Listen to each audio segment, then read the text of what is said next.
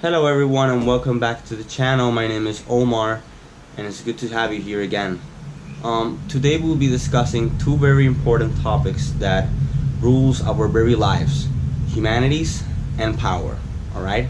So let us start by defining these two concepts. Let's go to the board.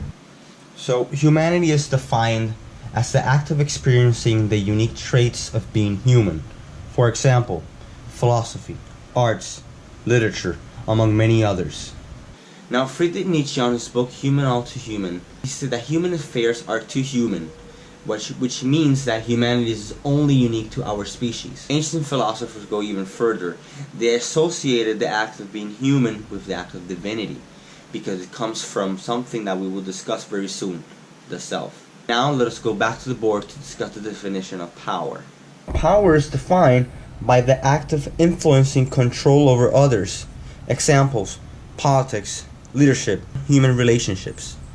Just like humanities, power is also a very broad concept. But for the argument of this video, the power that I'm referring to is coercive power, which is the power of influencing others and bend them to your will. Now, power also comes naturally among humans. We need hierarchies. You always need someone who's in charge, who's the boss of things. In fact, other animals do as well. They also have hierarchies. Now, the problem with coercive power is that if the person who's using it doesn't use it well, then that's when the real problem arises. Now, one of the greatest examples in literature about this kind of coercive power is the novel 1984 by George Orwell. And don't worry, I won't say any spoilers. But one of the theses that they mention in the novel is that humans are too weak to govern themselves. But this is not true at all.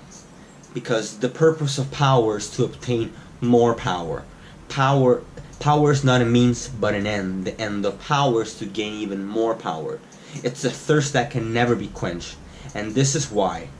Now that we have discussed both concepts, humanities and power, we're still missing one more important concept, and that is the self.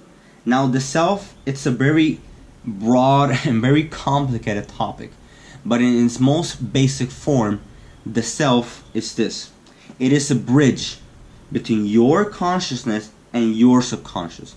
The self is the whole aspect of your own individuality, of your own psyche. Alright?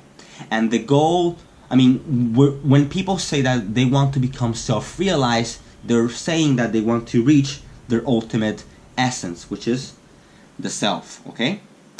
Now, humanities, as we discussed earlier, humanities are kindled to the human experience, because that experience by itself is very fulfilling. It's spiritual. And this is why. Because when you reach yourself, the self will be manifested in a variety of ways, from literature, art, any career that you choose. That is what we call expressions of the self. That is why people who consider themselves to love humanities or to be humane, they are in touch with their own deeper self. Alright? And what about power?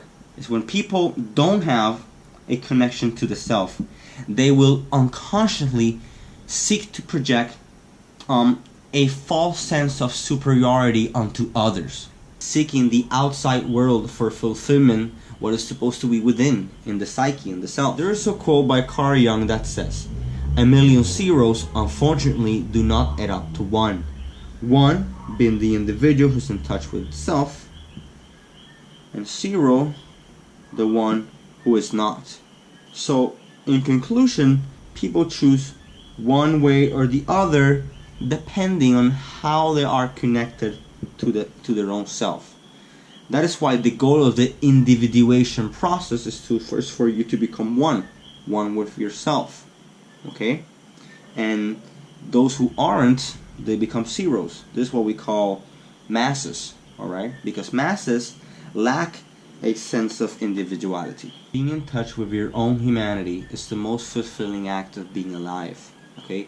And I would like to go even further to say that it's the whole goal of human existence. As for individuals to become self-realized and be able to think for themselves, able to propose theories about the world, able to help others. That's the goal, really. And when individuals are not connected with themselves, which are zeros, then they fall prey of people of power. That zero, either they seek power because they cannot control their own self, or if they don't seek power, then they just follow blindly the one who's in power because they're lacking individuality of their own self. Alright? So people choose one way or the other depending on how connected they are to the self. That will be all for today's video. Remember to like and subscribe if you haven't already.